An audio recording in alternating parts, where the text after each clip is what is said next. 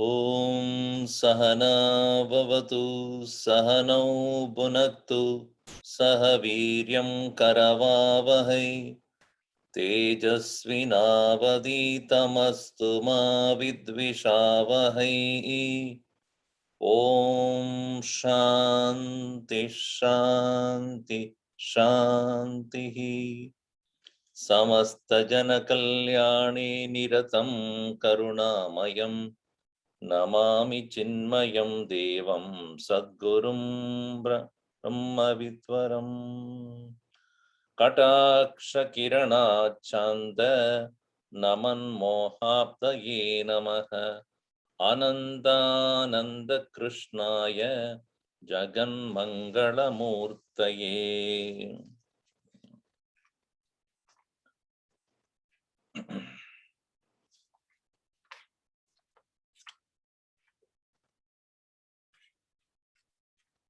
In the 6th and 7th verse,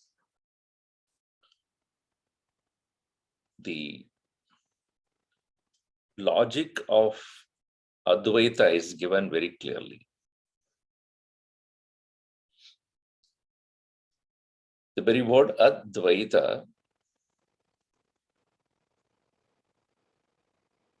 means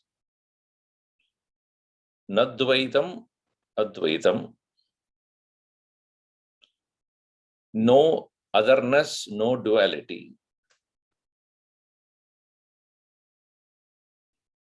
The standpoint of Vedanta, Advaita Vedanta, is other than that self, there is no existence.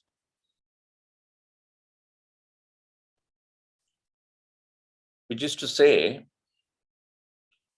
existence is one. There is nothing called two existences.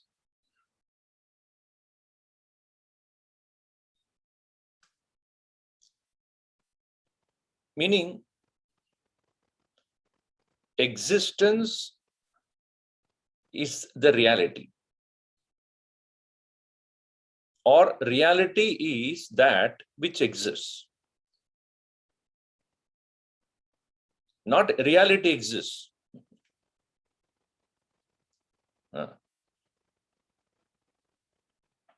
Reality is existence. And there cannot be two existences.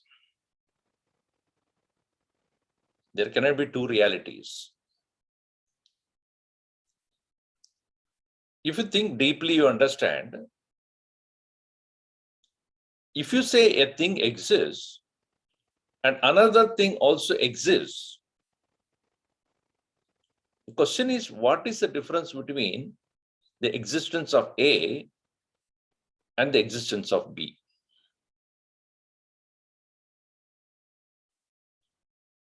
And if you say A has certain characteristics plus existence, and B has certain other characteristics plus existence. Taking into consideration other attributes other than existence as real, then there are one or many. There can be many, two or many. Too many. But can there be a thing with all attributes but no existence? To exist. Therefore, if one says that reality is existence, what it means is anything that you come to experience in this world or see in this world, the fundamental reality is only one. And that is what in Panchadashi also we are seeing in Panchakosha Viveka, the same topic. So in the 7th verse, very clearly, the Advaita Makaranda points out,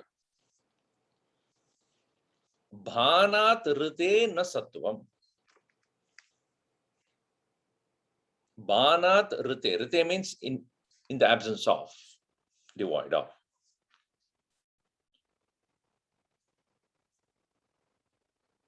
Bhanat rite. Bha is to shine. Ba also means awareness. What we come to know of a thing is within the scope of our awareness. Within the scope of awareness, a thing, when it is not coming into, then that object or a thing's existence is questionable. That which does not come under the purview of awareness cannot exist, in other words.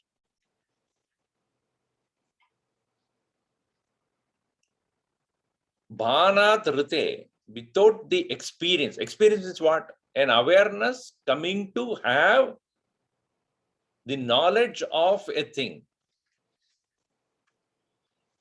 Experience does not mean a sensory experience. Anything that has not come into the circle of awareness, na sattvam tasya. There's no existence of it. So, Bhanat rite na sattvam. Without experience, there can be no existence.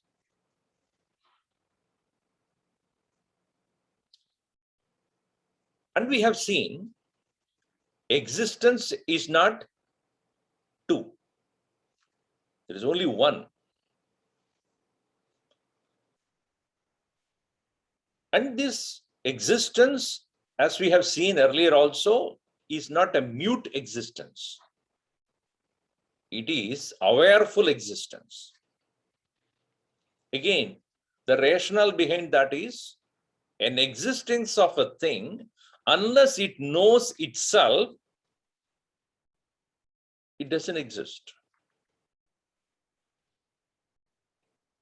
If I am, and if I don't know that I am, then I am not.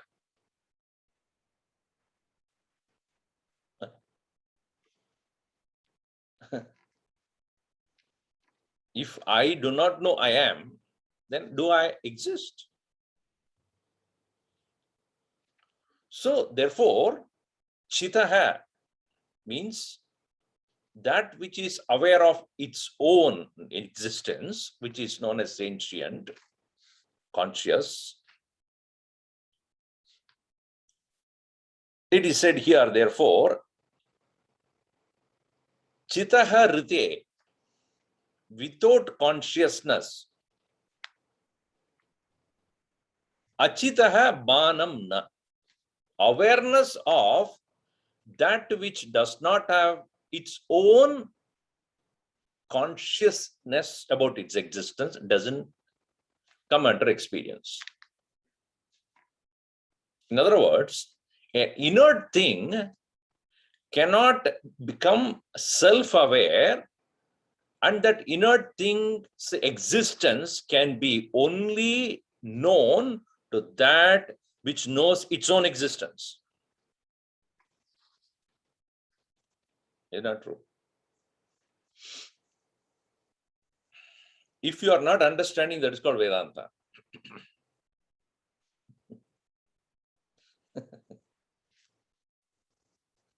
If I exist, if I don't know my own existence, then my existence is questionable. Correct? If an object is there and it does not know its own existence, unless another thing which knows its own existence come to know it, then only its existence is proven. Correct? Chitaha rite achitaha nabanam. Chitaha rite, in the absence of consciousness, achitaha, that which does not have its own consciousness, banam na, experience is not going to be there. Therefore, let us see, let us put an example here. There is a pot that has water and we put it on the fire.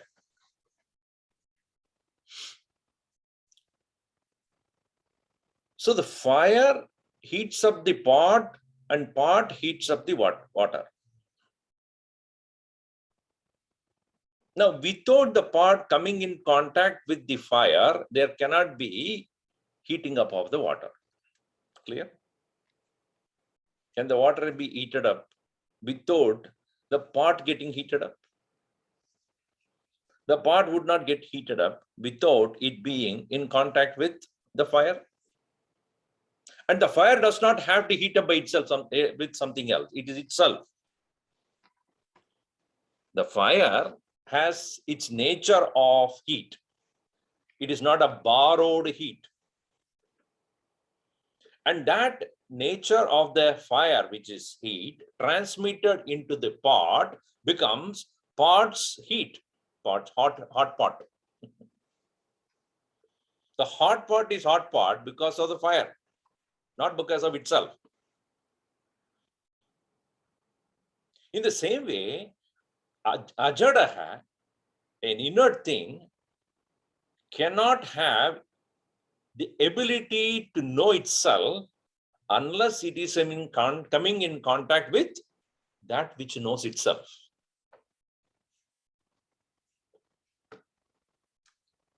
Chitaha rite, in the absence of consciousness, achitaha banam na. Unconscious thing cannot know its existence.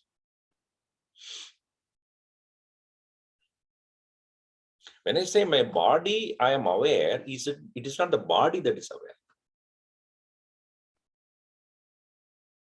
Is the body knows itself?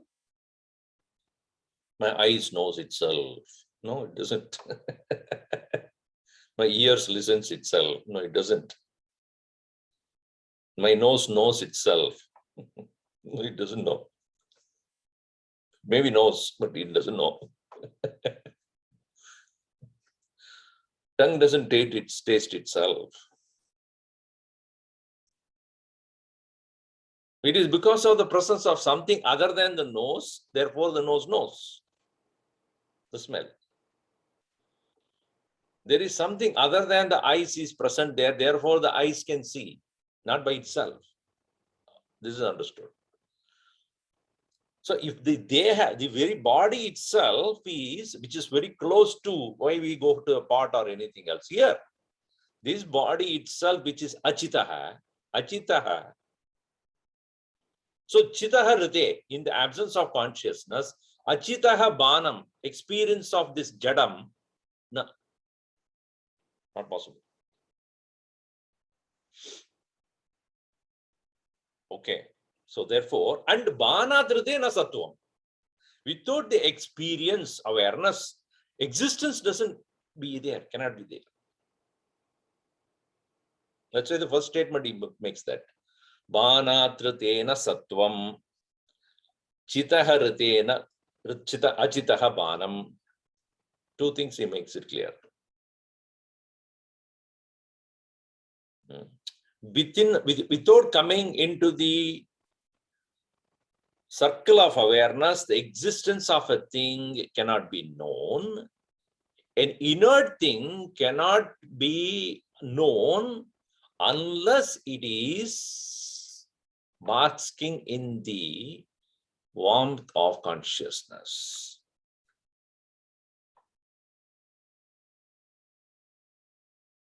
So, what is this therefore equal to? Where there is existence and consciousness, there alone there can be awareness of objects and their existence.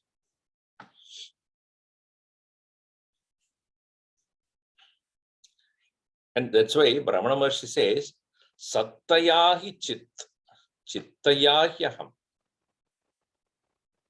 Sat and chit, existence and consciousness are not two different things. They are, what do you call that? There is a particular word for that. Uncompromisable coexistence. One cannot remain without the other. One cannot remain without the other. Existence cannot remain without consciousness. Consciousness cannot remain without existence. Both are two things. Both are not two things, two ways of looking at the same thing. And that is me, aham. All right. Anything, next statement he makes it is, anything that is coming in contact with consciousness cannot have a relationship.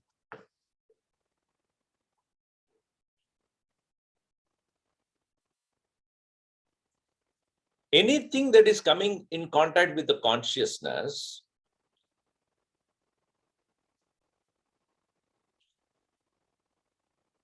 cannot have a relationship. Why? Because if anything other than consciousness, when the moment you make that statement, that is unconscious. And so anything other than consciousness cannot come in contact with consciousness, or there is no relationship. Because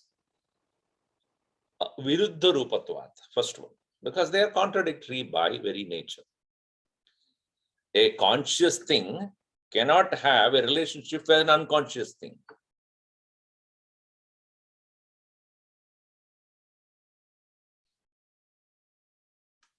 Like that of the rope perceived as a snake, and what is the relationship between the rope and the snake? Husband and wife.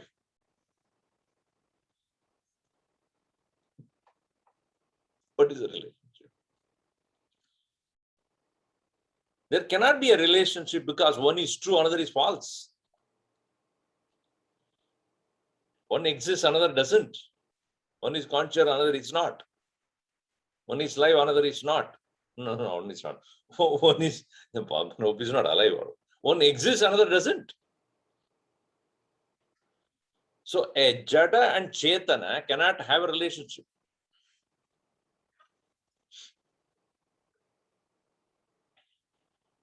At one level, jada and chetana cannot have any relationship. And jada being jada, it cannot have its own independent existence anyways. That is what is being proved in the first statement. A jada, a achetana vastu, its existence is not known to be without being known by something which is aware of its own existence. Therefore, jadasya astitvam chetanam vina na sambhavati. Chaitanyam vina na sambhavati.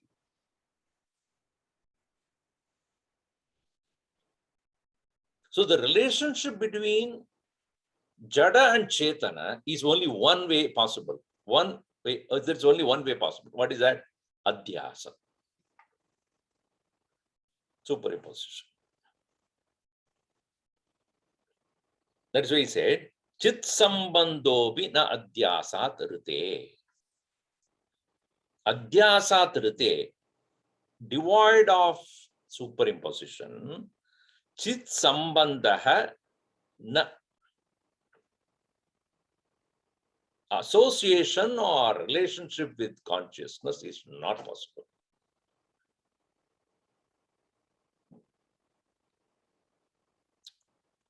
Just like the snake cannot have any relationship with the rope, for rope being real, another being unreal, the recognition of rope makes you realize the superimposition of snake over the rope. In the absence of knowing the reality of the rope, the reality of the snake is only experienced, not knowing that it is superimposition.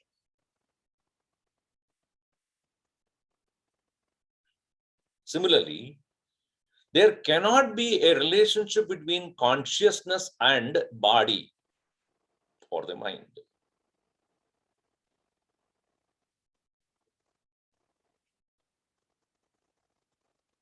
One is Chaitanyam, another is Jada.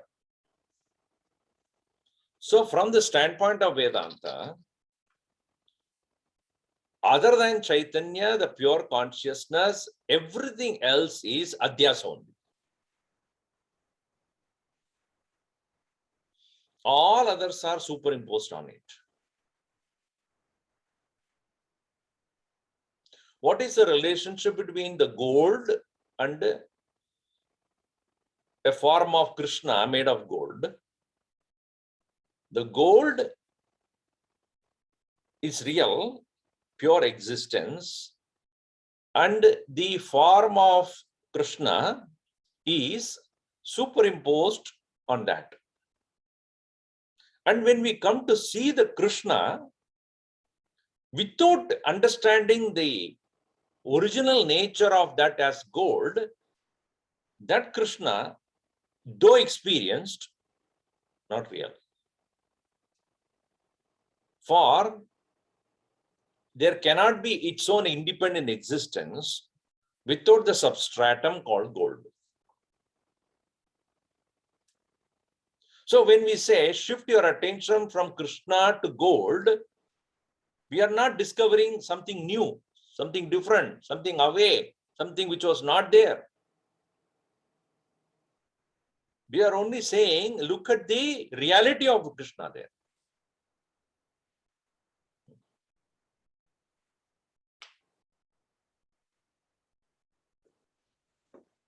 In the same way, aham na deha, next comes that point.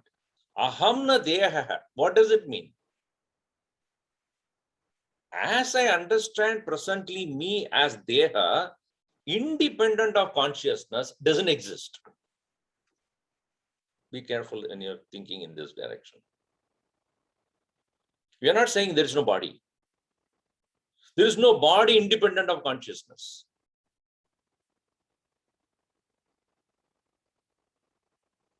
There is no Krishna independent of the gold.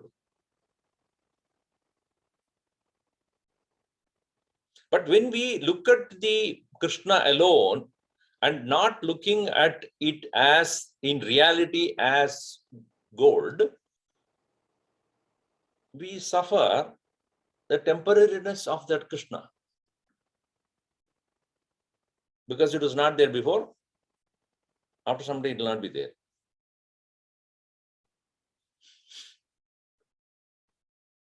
In the same way, deha, body, shariram, in essence, is nothing but a superimposition of name and form upon the pure consciousness.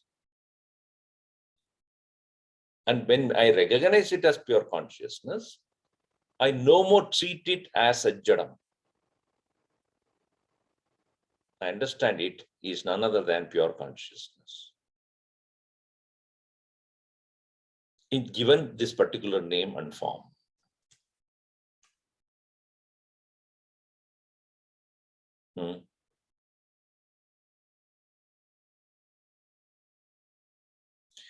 So therefore,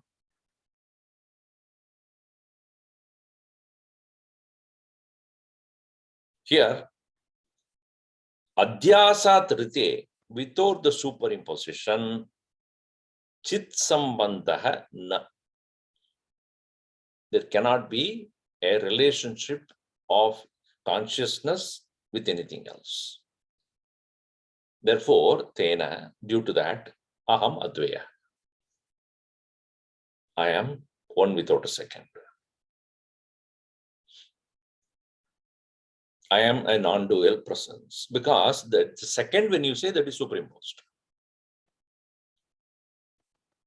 The other thing which you see, come to see, other than the self, has no reality. It's only a superficial superimposition, and therefore there cannot but be only one present at all times. So three arguments he put to prove Advaya nature, non-dual nature of the reality.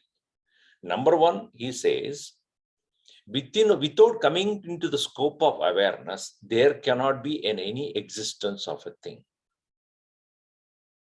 A thing that is inert, devoid of consciousness, cannot have its reality without being known, or with it coming in touch with the consciousness. Coming in touch with means coming into the scope of awareness. One is the experience of it, another is the existence of it. Existence itself is not possible without consciousness. Awareness of its existence is not possible without consciousness. And there cannot be a thing which can exist other than consciousness. It's only superimposed. Three ideas.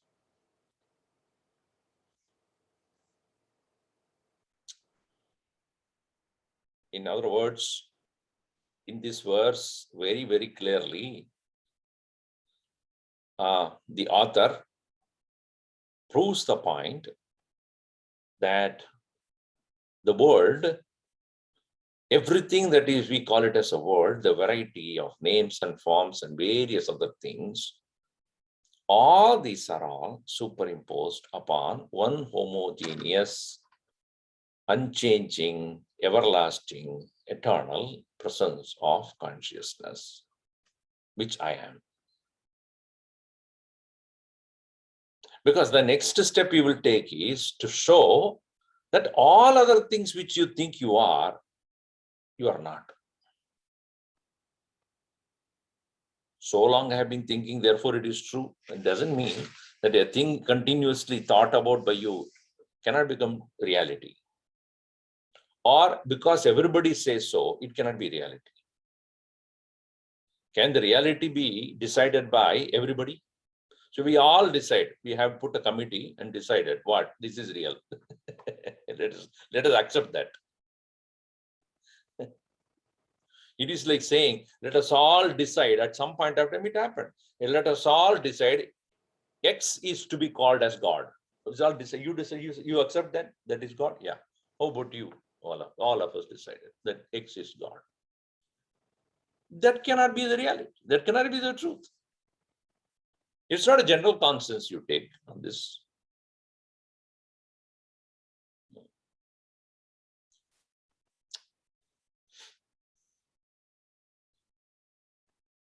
What is the logic behind this?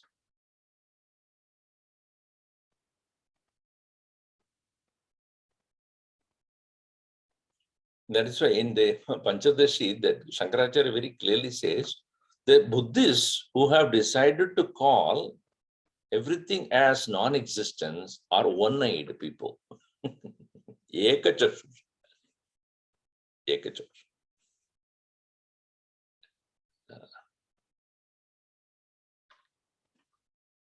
Anadridya Shrutim Morkyat is the word used very clear, careful.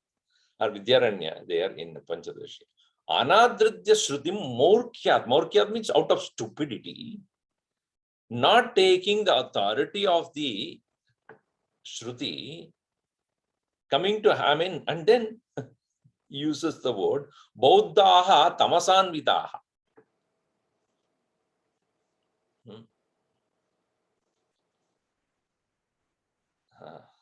No, more kya? Bodhaha tamasvina.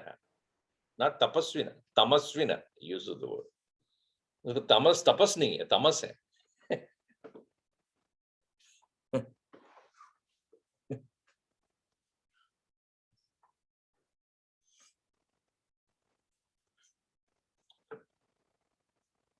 When you take only logic and not authority of the people who have realized, by logic, you cannot go too far because the reality is not a logical conclusion. The reality, the absolute reality, does not come under the deliberation of cause and effect. It doesn't have the cause and effect relationship. In other words, you cannot decide the quality of a cause by looking at the effect.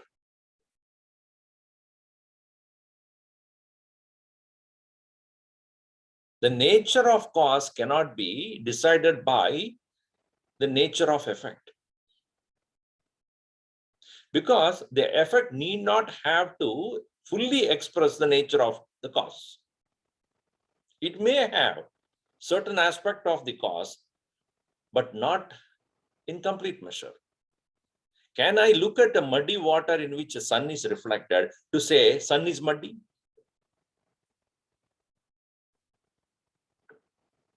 Because the effect is so dull. In the same way, merely experience alone cannot prove the logic of the reality. So I need to understand the role of Shruti. Merely Anumana is not a way to do the Tarka. Therefore, here, even though logic is provided for us to understand the nature of non-dualness of the reality, by saying that which does not come under the scope of awareness, its existence is questionable. In the absence of consciousness, the awareness of the unconscious thing cannot be. And there cannot be an existence of any relationship with the consciousness of anything, if at all, it is only superimposition. Therefore, there is only a non-dual reality. Continuing, na deho nendriyam chaham na prano na mano na dihi mamata parirabdhatvat akridatvadidam diyah na deho nendriyam chaham na prano na mano na dihi mamata parirabdhatvat akridatvadidam diyah. Aham na deha.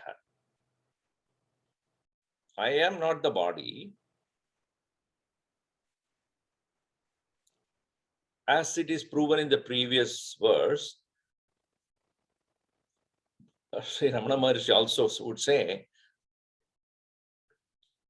ऐसा कभी आपका वो अनुभव होगा कि देह मैं हूं, वो बताएगा क्या? Anytime body would say I am, I exist. Swachetana rahitah. It does not have its own consciousness. Therefore, just like as I said, the pot has no heat. The heat is a borrowed heat. When you say hot pot, the pot is not by nature hot. It is because of its association with the heat before it came into your table, onto your table. I want hot water. Okay. Fellow bringing from the kitchen has kept it on the fire and is now bringing it onto your table. So it is hot, no doubt, but the pot was in contact with the fire and now brought here. And how long the pot will be hot? It will slowly leave its heat. Unless the table itself is, and sometimes in Japanese restaurants you go, in the middle there is a provision for heat. And they put that there only. Then so you directly take it from the stove itself into your mouth. So hot, burning hot. So, body, unless it is in touch with consciousness, does not have the ability to claim itself to be one. Aham. So, na aham dehaha, na indriyam, not the senses. Na aham pranaha, not the pranas. Na manaha, not the mind. Na dihi, na buddhi. But why do I feel all the time so strongly about I in the body, in the senses, in the mind, in the intellect? Mamata parirabdhatvat. Parirabdha means to embrace, to be in touch. Because being embraced by the notion of mamata, mera hai or meri hai, ye dekh mera hai. Minus, my, minus.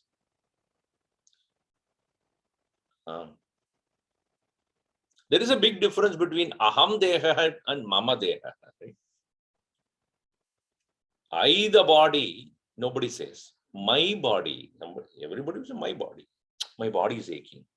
Don't know, it's not that somebody says, I, the body is aching. Thank God, that much of sense we have. My hand is paining, my head is aching, my stomach is my only, that is, not I. That is Vedanta. Your body is aching. Okay. So you are not. What do you mean? Vedanta. Man, it is what you have and what you are, but it's not you are. Right? So you extend that to the mind also. My anger. Why don't say I am? Don't say I am angry. There is an anger I have. And that's also my only. Mamata parirabdhatvat. One reason is there is a constant association and therefore you own it up. Mine.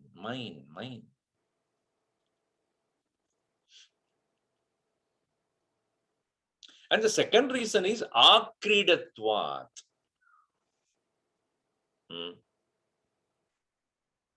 Akridatvat means what?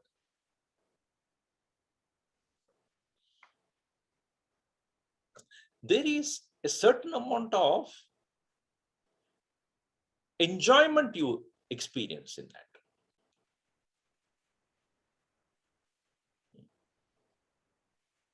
Krida means sport. And we sport, we indulge, we engage. And while thus we own up the body, senses, mind, etc., it's not only just owning up, but enjoying it.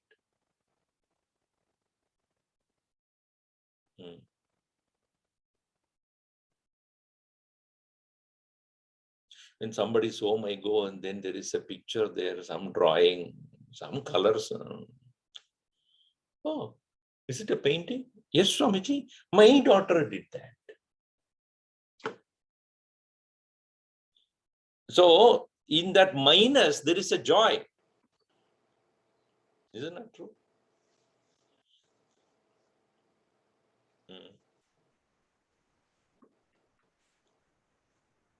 Especially in the social network, all these platforms. Did you see my recent update? Facebook, my Facebook. Did you see recent my Facebook? What is there? I put my face. Same face, no? It's not a different face. Same face look only. No, but I put more makeup. Achha, you made it up. So there is this my, in that my there is a certain amount of indulgence. Parirabdhatvat akridatvat.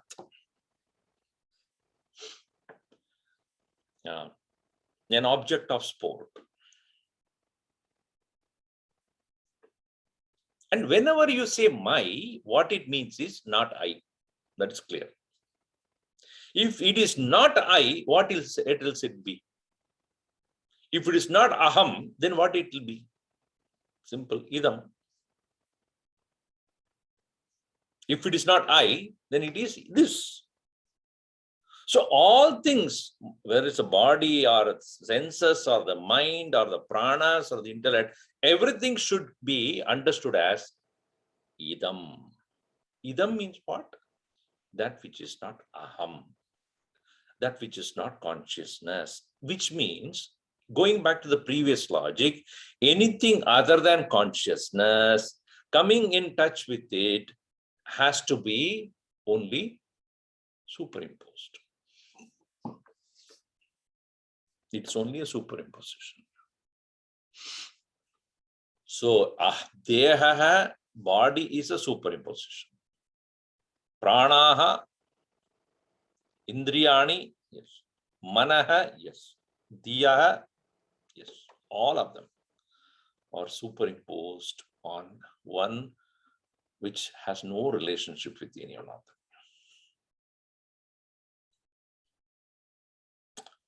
Swamiji, Vedanta hai na, so frustrating. You say such things and that night I don't sleep. क्या हो रहा है? पहले तो इतना मजा आता. Earlier I was saying, at least so, I was so happy. ये सब पढ़ने के बाद मुझे वो क्या हुआ? So after reading all this Vedanta, Swamiji, I lose interest in everything.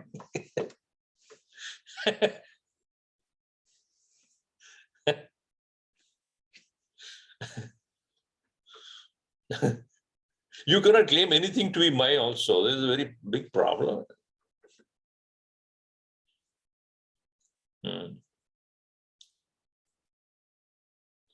So is it frustrating? Is it something which is you feeling heavy about?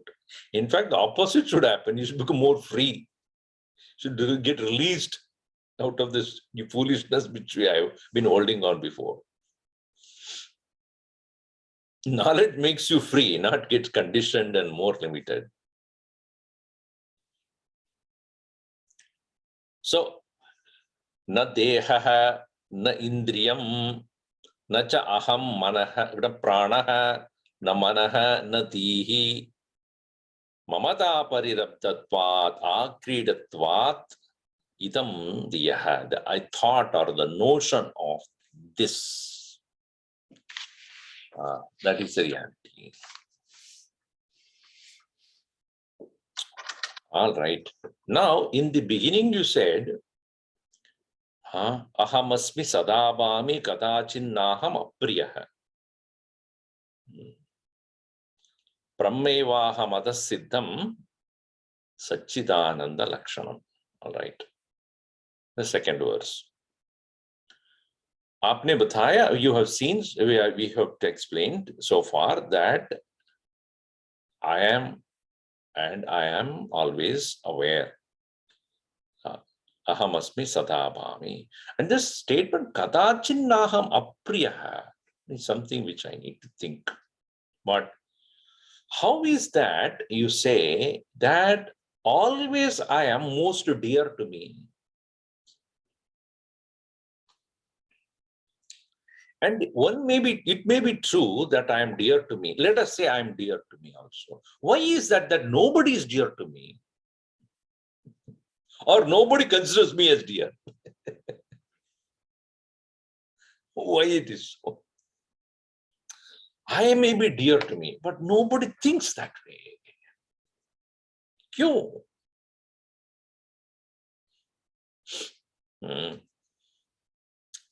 Only the first year my husband was like that. Afterwards, he never cares. Why? He has more. For him, the dog is more dear than me. Why? Let us look at what do you mean by being dear. So here, Sakshi Sarvanvita Preyan Aham Naham Kadachana Parinama Paricheda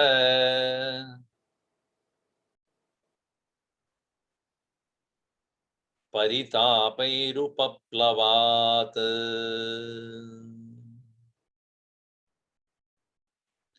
Sakshi Sarvanvita Preyan Aham Naham Kadachana Parinama Paricheda Paritapairupaplavat.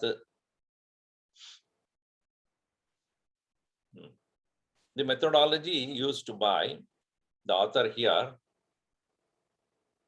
is that the first statement he makes and then he gives a logic in the second line. Always. You will see that. Sarvan Vidaha Sakshi Preyan.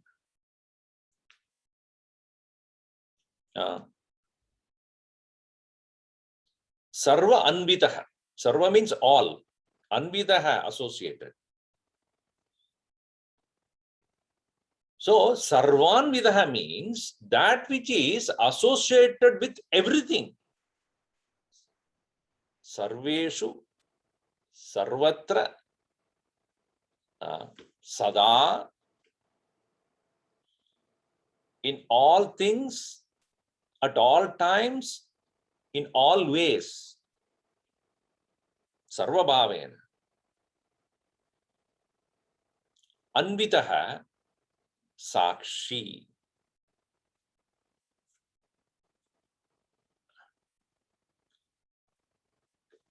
See, Sakshi is Sakshi. What is Sakshi? That which has Akshi means Akshin, eyes. You cannot say, the lawyer produces the Sakshi, witness. Here is a witness of mine who had seen the murder. Oh, bring him. So he calls the witness. The witness comes. Blind.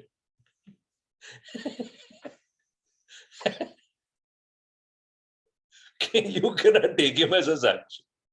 देखा नहीं, जो सबको देखता है,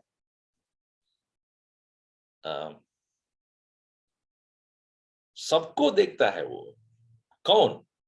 मैं जो हूं, I am that one who is Sarvanvidaha Sakshi.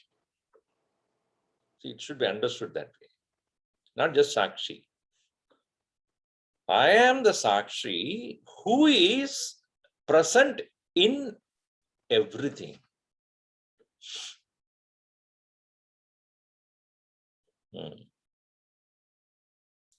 See, I can be here and cannot be somewhere else. I can only see what is here in front of me and cannot even see what is behind me or what is happening in some other part of the world, some other country. Can I? No. But if I am the consciousness, if I am pure consciousness, that pure consciousness without whom there can be no existence of things. And that pure consciousness, can it not be a sakshi of everything? Because without whom there cannot be a thing existing. Anything else, which earlier we saw the logic, anything that does not come under into the what do you call circle of awareness does not exist. So what is the nature of that consciousness then? Sarvanvida Sakshi. It is a witness of everything.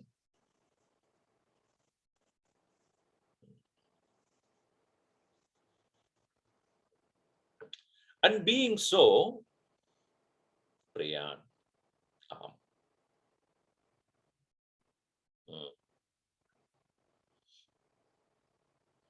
Aham Priyan. I am the most dear. Because without me, there is no existence of a thing, and everything in this world loves its own existence. Correct or not? If you ask somebody, how long would you like to live in this world? Or how long you want to live? That's your answer. As long as I can. Nobody would say, maybe some 32 days. Nobody in this world would say, I want to live only X number of days or months or years. If given all, if you are healthy, if you have wealth, if you have all that, how long you want to live? As long as you can. Okay, how long you want to live without money and poverty? Then immediately you put a clause there. You say, no, I will die. If I'm going to be poor, tomorrow only I would like to go. Okay, you have cancer. How long won't you live? And you're suffering complete cancer toward your body. How long you want to live? Immediately, sir. Immediately, I want to go. But remove all these conditions. How long you want to live? As long as I can. I'm going to give you eternal body. Then your body that doesn't. Ravana and all such other people, what is their condition? Tell me. What did they want? I cannot be killed by any devatas. I cannot be killed by any animals. I cannot be killed by rakshasas. Natural calamities should not kill me. He puts all those conditions. So Brahmaji was waiting, and then. And no human. Wait. Point is that anything that is born in this world, in my creation, must die. You choose how you want to die. That's all I can tell you. So long as the physical body is there, there will be death. But even that is taken out. Your body is eternal. Then how long you want to live? I want to live forever then. So why is that we would like to continue to exist in one form or the other?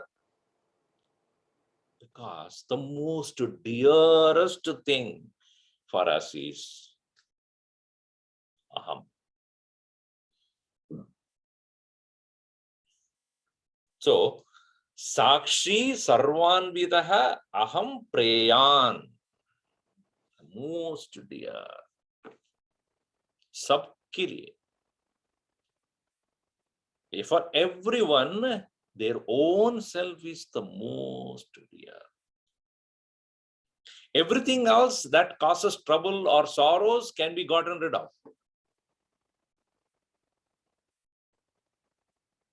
but I don't want to be absent.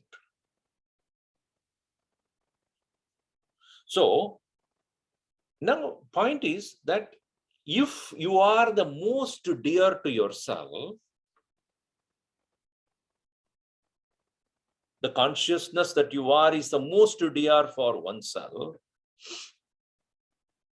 what is that which is not dear to you? Or what is that which causes you not to have a constant experience of the dear self? Aham.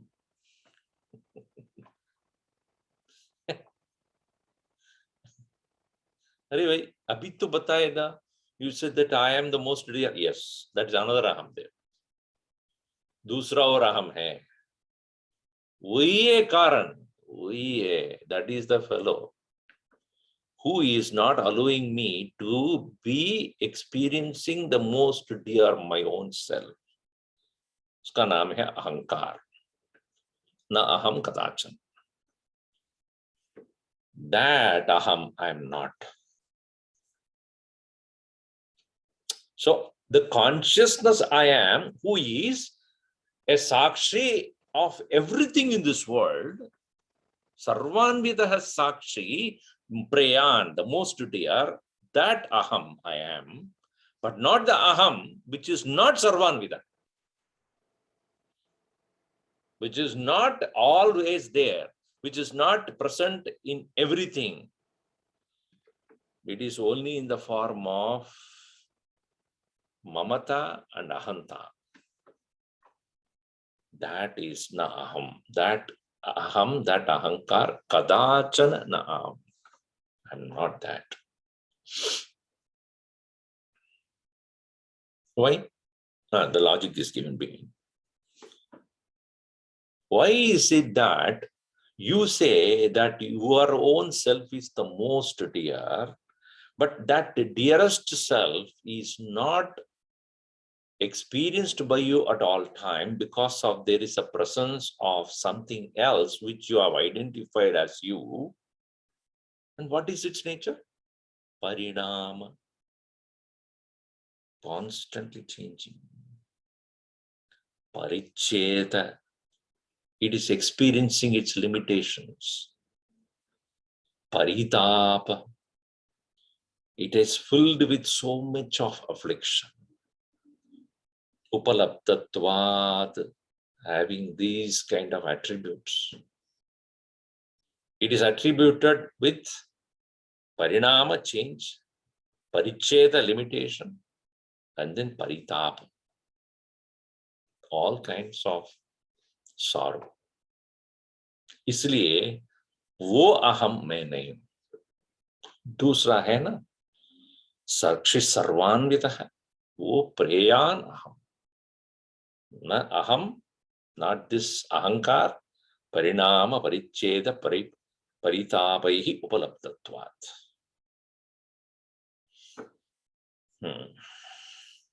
We'll see more of it in the next class.